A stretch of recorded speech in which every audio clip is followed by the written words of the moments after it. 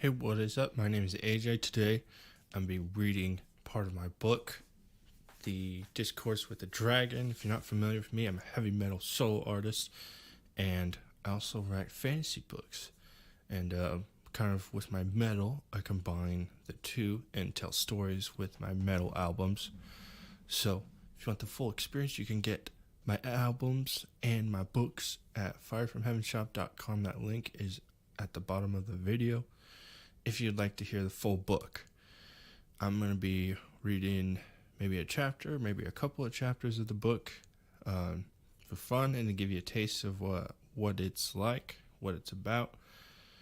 I have 2 books right now. I'm working on a third one, but this book is called The Discourse with a Dragon. I have another book called The Evil Wolf Chronicles, and I've actually written an album about that. I haven't done one about this one, but yeah, so you can get full metal and book experience if you want.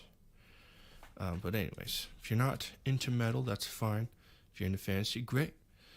But we're going to get into this. I'm just going to be reading from my phone here. Doing a live reading here. Alright, so I've never really done this before, but I thought, well, what the heck, let's do it. Alright, I don't have music and effects, but I will be doing an audiobook that's like kind of like a theatrical audiobook, like with music and effects and stuff like that, which you could also pre-order on my shop there with that link at the bottom of the video. That'll be a lot more epic than this, but I wanted to give people more of a taste of what it's about, because you probably don't know me well, and if you do, you probably still don't know much about it. So maybe the Evil Wolf Chronicles you know, because I've written an album about it, but enough rambling, let's get into it. Chapter 1, The Call to Adventure. I can't even talk. Can't cut out my mistakes with this one. Alright, trying to figure out a comfortable way to hold my phone while I do this. In the kingdom of Aldoria, nestled amidst lush green valleys and majestic mountains, lived Sir Percival, a valiant knight with a heart filled with courage and an unwavering dedication to justice. From a young age, Sir Percival had shown exceptional skill with the sword and a deep sense of honor. He had trained under the guidance of the esteemed knight commander, Sir Gawain, who recognized his potential and nurtured his talents. As a squire, Sir Percival had witnessed firsthand the atrocities committed by marauding bandits and wicked sorcerers. These experiences fueled his desire to protect the innocent and uphold the principles of chivalry. He studied the ancient texts of knightly virtues, honed his combat skills, and internalized the code of conduct that defined the Knights of Eldoria. Through tireless dedication and countless trials, Sir Percival rose through the ranks, earning his place among the esteemed knights of the realm. He became known for his unyielding loyalty, his prowess on the battlefield, and his unwavering commitment to justice.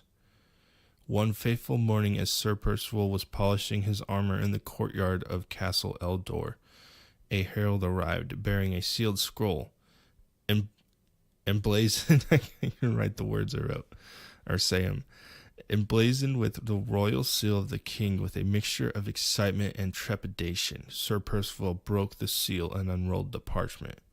The king's words leapt from the page, summoning Sir Percival to a grand audience in the throne room. The kingdom was under a grave threat. A fearsome dragon had emerged from the depths of the Forbidden Mountains, wreaking havoc upon the land. Villages were razed, crops were burnt, and the people lived in constant fear. The king implored Sir Percival to embark on a perilous quest to face this dragon and bring peace back to the realm. Heart-pounding with a mix of anticipation and responsibility, Sir Percival donned his armor and made his way to the opulent throne room. The chamber responded with the echoes of his footsteps as he approached the majestic golden throne, upon which sat King Eldric, an honest and just ruler, but one who left the accomplishment of great feats to the knights. Sir Percival, noble knight of Eldoria, the king's voice boomed with regal authority. I have called upon you for a task of utmost importance. A menacing dragon has emerged from the depths of the Forbidden Mountains, threatening our kingdom and our people. The dragon's fiery breath has razed villages, and its very presence has cast a shadow of fear upon our lands. There's a loud truck going by, so you might be hearing that. Sir Percival, kneeling down before the throne, listened intently to the king's words. Your Majesty, he spoke with an unwavering determination. I shall take up this quest with all my heart and soul. I pledge my life to protect our people and vanquish this vile creature. May the courage of the knights of Eldoria guide me, and may the light of justice shine upon our land once more. King Eldric's eyes hardened with resolve. Sir Percival, you are a paragon of honor and bravery. I trust in your abilities to rid our realm of this foul beast. Show no mercy, for this creature has brought nothing but chaos and destruction. May God grant you strength and fortune in your quest. Sir Percival bowed. Then he rose from his kneeling position and made his way out of the king's court, armed not only with his physical prowess, but also with mindfulness and an unshakable resolve. That's chapter 1. Let's take a coffee break.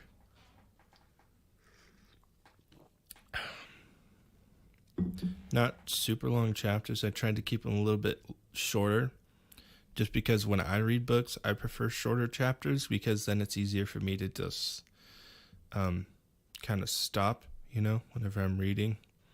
So I'm not trying to read like a whole long freaking chapter, because like whenever I sit down and read, I feel like I have to read a chapter. I mean, obviously you don't, but like having shorter chapters helps. So that was kind of the goal, but some might be a little bit longer. All right, chapter 2, the enigmatic encounter. Having received the king's summons, Sir Percival made his way back to his hometown, a small village nestled amidst rolling hills.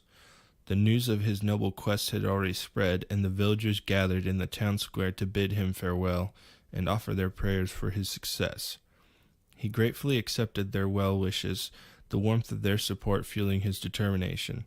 With provision in his saddlebags and his faithful steed Thunder, Sir Percival embarked on his journey to confront the dragon, his heart heavy with the weight of his noble quest.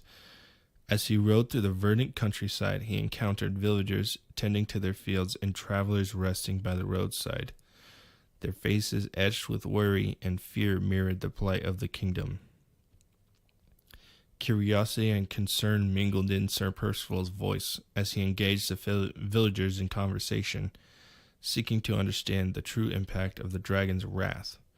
In a quaint village, he approached an elderly woman who was gathering herbs near her cottage. Pardon me, good lady, Sir Percival spoke with courtesy. I am Sir Percival, on a quest to confront the dragon that threatens our land. Can you tell me of the dragon's deeds and how it has affected your village? The woman's eyes filled with a mixture of sorrow and resilience. O noble knight, the dragon's fire has scorched our fields, leaving us with meager harvests. Our children tremble at the mere mention of its name. We pray for your success, that you may restore peace and abundance to our humble homes. Moved by the woman's words, Sir Percival placed a comforting hand on her shoulder. Fear not, good lady, for I shall do all within my power to end this menace and bring prosperity back to your village. Continuing his journey, Sir Percival came across a group of weary travelers seeking refuge beneath the shade of a towering oak tree. Eager to learn more about the dragon's nature, he approached them with a respectful nod. Good people, I am Sir Percival, and I ride to confront the dragon that plagues our land. Have any of you encountered this fearsome creature? He inquired. A middle-aged man, his face lined with the hardships of the road, stepped forward. Sir Percival, we have witnessed the dragon's fury firsthand. It descended upon us with a thunderous roar, reducing our belongings to ashes and scattering us in all directions. We carry the scars of that encounter, both seen and unseen. Sir Percival's gaze shifted from traveler to traveler, taking in their worn faces and tattered garments. Your resilience speaks volumes, my friends. Fear not, for I shall strive to bring an end to this terror, so that no more innocent lives are lost." With each encounter, Sir Percival's understanding deepened. The dragon's rampage had left scars upon the land and its people, shattering their sense of security. Determined to restore hope and protect the realm, he pressed on. In a bustling town, Sir Percival found respite at a lively tavern. The air was thick with the aroma of ale and the hum of spirited conversations. As he entered, he couldn't help but notice a group of travelers gathered around a table, sharing tales of their encounters with mythical creatures. Sir Percival approached the table, his eyes gleaming with curiosity. "Friends, I am Sir Percival, bound for a confrontation with the dragon that threatens our kingdom. Have any of you encountered such a creature in your travels?" A seasoned hunter, his eyes gleaming with knowledge, looked up from his mug and met Sir Percival's gaze. "Ah, Sir Percival, I've traversed many a wilderness and faced my fair share of beasts. I've heard whispers of the dragon's lair hidden deep within the forbidden mountains. It's a treacherous path, but fear not, for I know a way." Sir Percival's interest piqued as he leaned in, eager to learn more. "Pray tell, kind sir, share your knowledge with me." The hunter, his voice a low rumble, continued, "I can guide you if you wish." Sir Percival's eyes gleamed with gratitude. "Your offer is most generous, Garth. Together we shall face the perils of the mountains and confront the dragon that threatens our kingdom. Lead the way, and may our combined strength bring an end to this menace." With their alliance forged, Sir Percival and Garth set off, traversing rugged terrain and climbing steep slopes. Guided by Garth's knowledge, they ventured deep into the forbidden mountains, where shadows danced amidst the towering peaks. The air grew heavy with anticipation as they neared the dragon's lair. Upon reaching their destination, Sir Percival dismounted from Thunder, giving the horse a reassuring pat before leaving him in Garth's capable hands. Drawing his sword and saying a quick prayer, Sir Percival stepped forward, his heart pounding with a mixture of anticipation and uncertainty. As he entered the dark cavern, the scent of ancient earth mingling with the faint trace of sulfur filled his nostrils. The dim light cast eerie shadows upon the rough stone walls. To his surprise, instead of the fierce battle he had expected, he found himself facing a majestic dragon, its scales gleaming with a mesmerizing iridescence. "I am not here to slay you," the dragon's deep voice resonated within Sir Percival's mind. "I wish to engage you in a different kind of battle, a battle of words." Sir Percival's brows furrowed in confusion. He had anticipated a clash of sword and scales, not an intellectual duel. Yet a knight's duty was to face any challenge with courage and resolve. Sheathing his sword, he accepted the dragon's unexpected proposition, intrigued by the prospect of a battle fought with words instead of steel. "Very well," Sir Percival replied, his voice laced with curiosity. "Let us engage in this discourse you propose. May our minds be sharpened in the fires of intellectual combat." And so in the depths of the dragon's lair, the knight and the dragon began their exchange of ideas. Now, I'm trying to decide if I want to do chapter 3 or not. I might, or might tease just a little bit of the chapter, because this is one of the longer chapters. Maybe we will. We'll get into this discourse.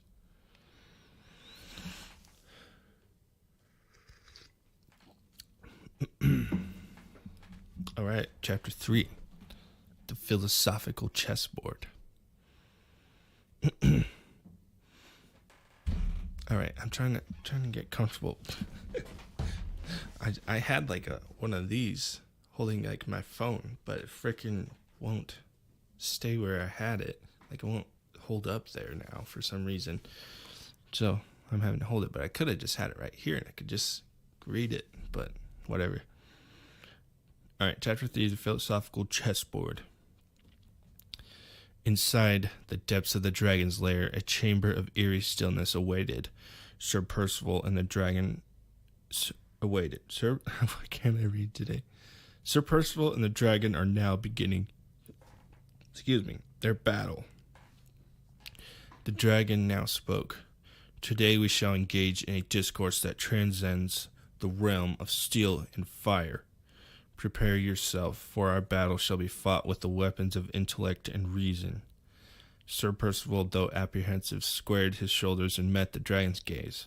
I am ready, mighty dragon. Let our minds clash like titans in this philosophical arena. The dragon began with the question that struck at the heart of human existence. Tell me, Sir Percival, if there is a benevolent creator, why does evil exist in the world? How can such suffering be justified? Oh, we're getting deep on some deep questions, huh?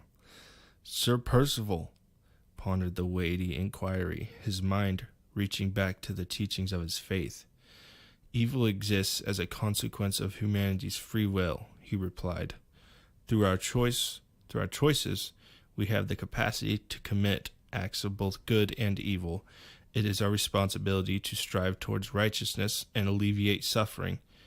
If the benevolent Creator has given clear instruction to us on how to live, and when we do not follow them, it is unjust of us to blame Him for such things and to call Him unjust. To do this would be the same as if I were to blame the one who built my home should some harm befall me for not keeping the home in the right condition. It says nothing of the architect, but speaks volumes of my own character. The dragon's eyes narrowed, its voice laced with skepticism. But if the Creator is all-powerful and all-knowing, why create a world where suffering is inevitable in the first place? Does this not call into question the benevolence or omnipotence of such a deity? Sir Percival's brow furrowed as he grappled with the dragon's counter-argument. He realized the depth of the challenge before him and the need for a more nuanced response. Perhaps suffering serves as a catalyst for growth and moral development. It is through overcoming adversity that we forge our strongest virtues and compassion. The dragon nodded, acknowledging the knight's effort. An intriguing perspective, Sir Percival, but what of moral relativism? Is morality an objective truth or a mere construct of society? Can we truly distinguish between right and wrong? The knight hesitated, his convictions momentarily shaken. Morality may indeed be influenced by cultural and societal factors, but I believe in the existence of universal moral principles. The inherent worth of each individual and the pursuit of justice are foundations upon which our moral framework is built. The dragon's eyes glimmered with challenge, and yet different cultures and individuals hold conflicting moral beliefs. How can we reconcile these disparities and claim an absolute moral truth? Sir Percival's mind raced, seeking a resolution to this philosophical conundrum. He realized that he needed to delve deeper into the complexities of moral philosophy, drawing from the wisdom of renowned thinkers and his own introspection. While moral perspectives may differ, there are underlying principles that transcend cultural boundaries, such as the avoidance of unnecessary harm and the promotion of fairness. It is through respectful dialogue and a willingness to learn from one another that we can bridge these gaps and approach a closer approximation of moral truth. The discourse between Sir Percival and the dragon continued, their voices echoing through the chamber as they explored further philosophical dilemmas. Now, I think that's a good stopping point. That's not the end of the chapter. There's still quite a bit here for this chapter. Anytime you get into like dialogue, especially like anybody like probably knows like if you've not even read them, the dialogues of Plato and stuff like that. Anytime you like have like a philosophical dialogue, there's a lot of words. So,